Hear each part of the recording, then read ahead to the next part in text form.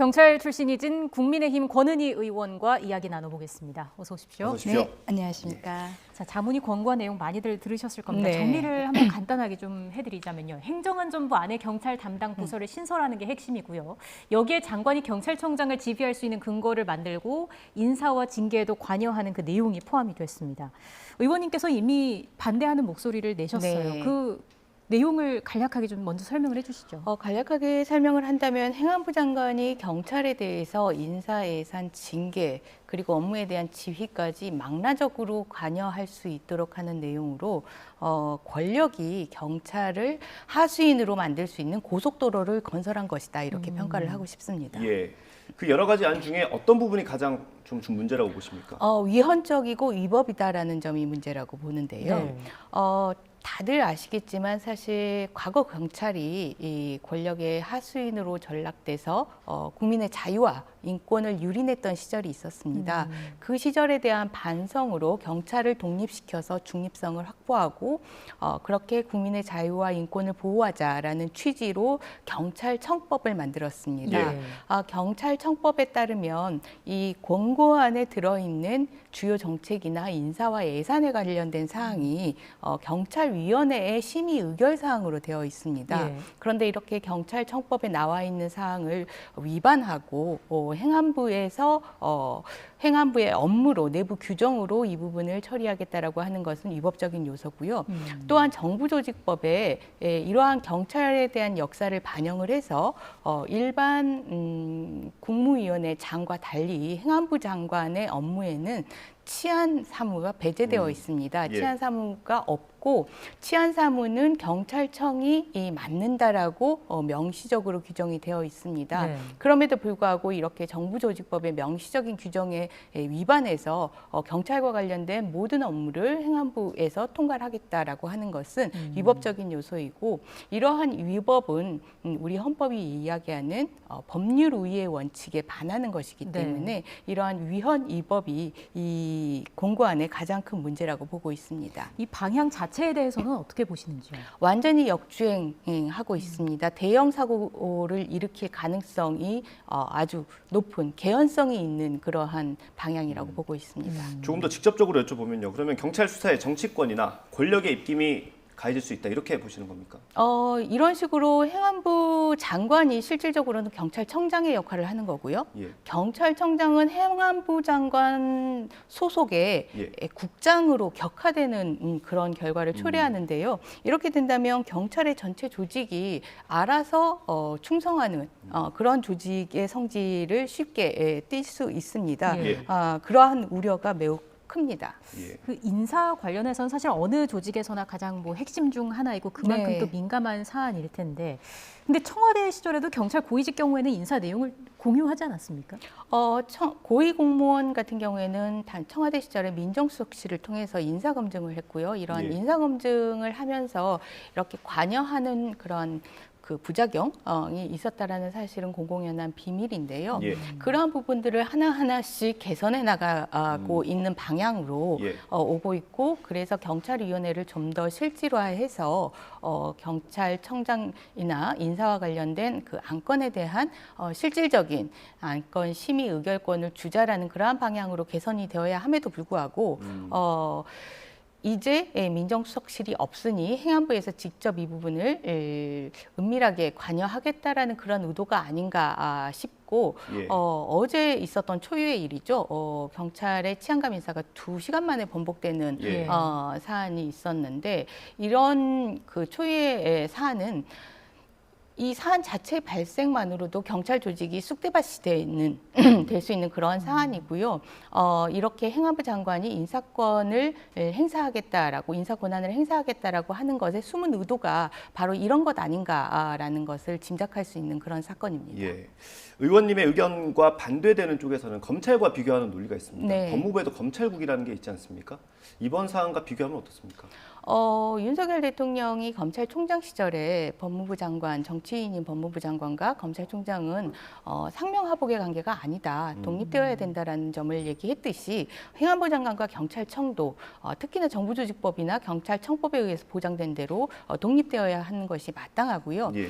법무부와 검찰국은 그나마 법무부 장관은 문재인 정부 시절을 제외하고는 대부분이 검찰 출신이었습니다. 예. 그리고 지금 현재의 법무부 장차관 대변인 기획조정관 등 주요 보직을 전부 전직 검찰이 차지하고 있습니다. 예. 말하자면 법무부와 검찰은 사실상 태생이 동일한 그러한 조직이라고 평가될 수 있는데 행안부 장관의 역대 경찰 출신이 간 적이 한 번도 없습니다. 그리고 예. 현재의 조직에도 경찰을 알만한 인사가 주요 보직에 있지도 않습니다.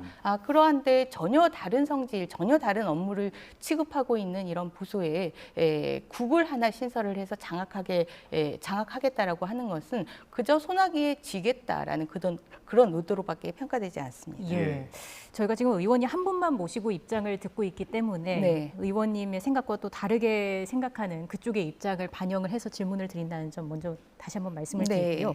민주적 통제라고 하면 보통 그 선출된 권력으로부터 감시받는 거를 의미하지 않습니까? 네. 그런 차원에서 봤을 때는 이번 공고안이 그 취지에 크게 어긋나는 건 아니다. 이런 입장이 있거든요. 그런 입장이 있을 수 있습니다. 그런데 선출된 권력으로부터 민주적 통제를 받는다라고 했을 때 그 통제의 목적이 무엇이냐 이 부분을 함께 살펴봐야 되는데요.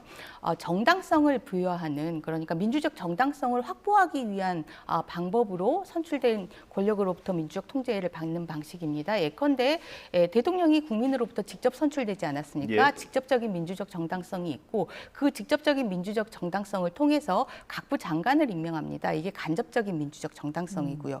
각부 장관은 정당성을 확보하는 것이 가장 중요한 요인입니다.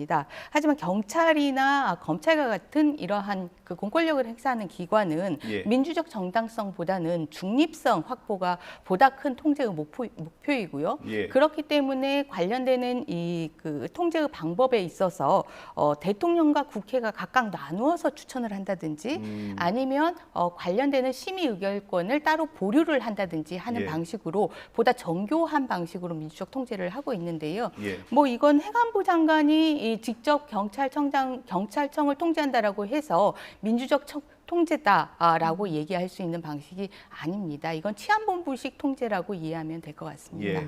견제 방안이 조금 더 필요하다는 말씀이신 것 같고요. 네. 또 하나 논란이 되는 게 아까 잠깐 언급을 해주셨는데 이 권고안을 실현을 하려면 법 개정 없이는 불가능하다는 입장이신 거죠? 당연합니다. 정부조직법 34조 그리고 경찰청법 10조에 나와 있는 것을 무력화하는 내용을 시행령으로 하는 것은 위헌위법이고요. 예. 그렇기 때문에 이러한 조치, 공고안에 따른 실제 조치가 행안부 장관에 의해서 행해진다면 행안부 장관은 이 법치주의 원칙에 대한 심판의 대상이 되고 따라서 국회에서 탄핵 소추 의 절차가 진행되어야 한다고 봅니다. 직접 발의를 하실 생각도 있으신가요? 네, 발의를 할 생각이 있습니다. 예, 그렇군요. 그 이상민 장관이죠. 네. 판사 출신의 법률가입니다. 이런 논란을 예상하지 못했을 거라고 생각하기는 어렵잖아요. 단순히 그런 법 해석에 대한 차이가 있었다라고 보십니까? 의도의 차이라고 보입니다. 의도가 있으면 법과 관련해서 전체적으로 그 입법의 역사 그리고 전체적인 법조문에 대한 균형감 있는 해석을 하지 못하게 되는데요. 경찰을 장악하겠다라는 그런 의도가 강한 만큼 정부조직법 7조 7조 일반 행정각부의 장에게 적용되는 그 규정만을 가지고 이렇게 무리한 공고안과 시행에 대한 의지를 보내고 있는데요. 이 의도를 제외하고 전체적인 법을 본다면 정부조직법 34조를 함께 봐야 되고 그리고 경찰청법에 그 녹여져 있는 경찰에 대한 역사 그리고 경찰위원회를 둔 배경을 함께 살펴봐야 된다고 생각합니다. 네, 의도의 차이가 있다라는 말씀을 해주셨고요.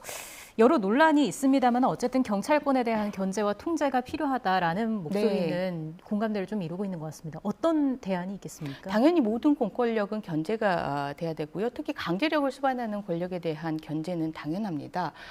그런데 이 견제의 방식과 관련해서는 장악하고 통제하는 방식이 아닌 그리고 권력의 외압에 노출되는 방식이 아닌 국민에게 보다 복무할 수 있는 그런 방식으로 견제되고 통제되어야 되는데요. 경찰과 관련해서는 기존의 국가와 지방자치 경찰을 분리하고 그리고 행정과 사법경찰을 분리하는 조직의 분리, 권한의 분리의 방식으로 통제하는 방식이 진행이 되어 왔었고요.